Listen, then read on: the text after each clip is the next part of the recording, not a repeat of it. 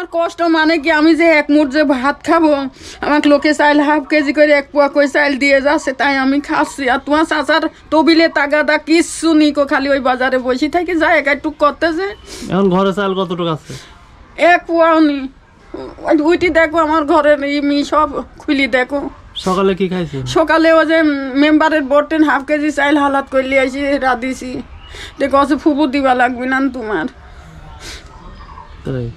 তুমি দেখো খুইলি, আমি যদি মিথ্যি কথা কয়ে থাকি। আপনি এই ঘরে থাকেন? হ্যাঁ, মাটির দেয়াল এখানে। দেখি চলেন একটু ঘরটা দেখি আপনার।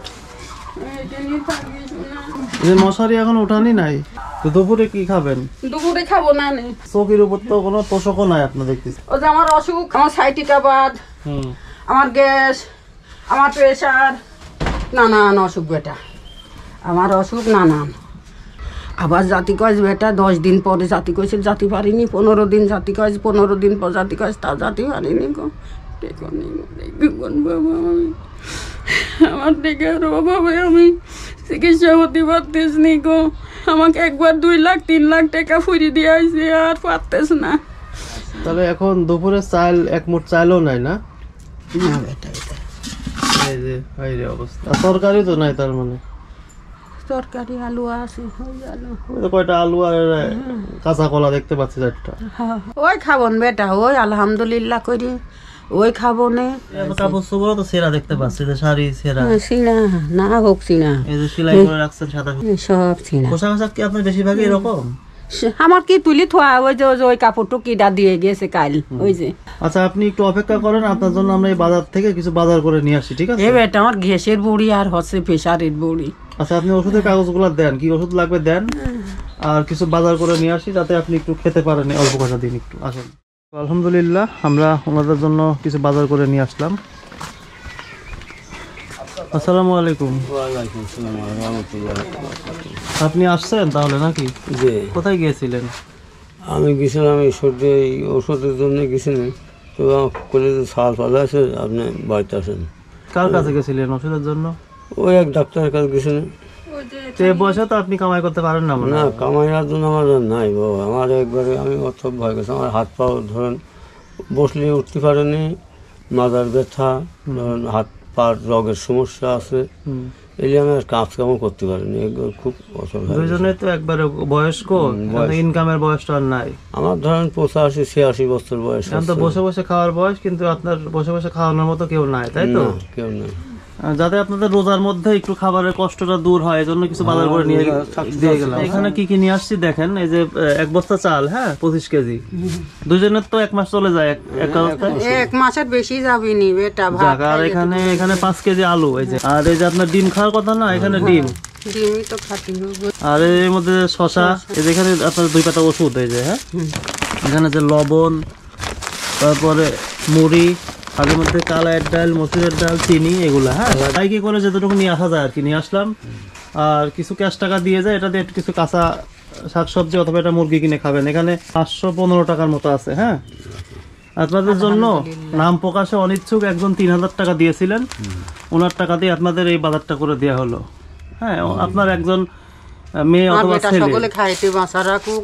আলহামদুলিল্লাহ আমি খুব খুশি বেটা, তোমার পাশে আমি কি খুশি হয়েছি। কি হয়েছে? হ্যাঁ, মনে মুখ খারাপ লাগেছে। পুরুষ মানুষটা সহজে কাঁদে না, বলেন কি মনে কষ্টটা বলেন তো। না, মনে কষ্ট কি, আর কষ্ট কিছুই না, আমি সুখী আছি। আল্লাহ অসুখ জানালার মালিক হচ্ছে আল্লাহ, সামনে আল্লাহর মালিক আল্লাহ। সেটাই তো। এখন একটু অপারেশন করতে হই বলে, ওই যে একটা ওই দোয়ার লাড়ির সাথে একটা লাড়ি আছে, ওই লাড়িটা বলে অপারেশন করবে। আর কত টাকার কথা বলেছে? উনিরা বলেছে 1020 টাকা লাগতে পারে অনুমান। এখন যদি খালি নিচে রোজার পাড়িতে করবো আর কি, বুঝলেন। আমরা করি, আমরা ঠিক আছে, আমরা টাকা পয়সা জোগাড় করতে পারি। 20,000 টাকার কথা বলেছে। যদি 20,000 নিচে হবে না, এখন আমরা চেষ্টা করবো আর কি। আপনারা যদি চান তাহলে কিন্তু ওনাদের পাশে দাঁড়াতে পারেন। আল্লাহর উপর তো ভরসা আছে, নামাজ কালাম তো নিশ্চয়ই পড়েন, তাই না?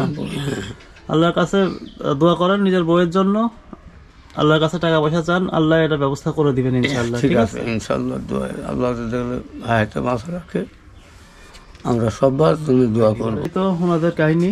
আপনারা যদি চান ভিডিওটা অনেক বেশি পরিমাণে শেয়ার করতে পারেন। খুবই অসহায় একটি পরিবার, যাদের ইনকামের কেউই নেই, বৃদ্ধ বয়সে ইনকামের রাস্তাও নেই। তো শেষ কয়েকটা দিন যাতে একটু আল্লাহর ইবাদত করে ভালোভাবে কাটাতে পারে, এই জন্য আপনারা কিছু অর্থ সাহায্য তাদের জন্য পাঠাতে পারেন। আপনাদের পাঠানো অর্থ আমরা পরবর্তীতে তাদের কাছে পৌঁছিয়ে দেব ইনশাল্লাহ।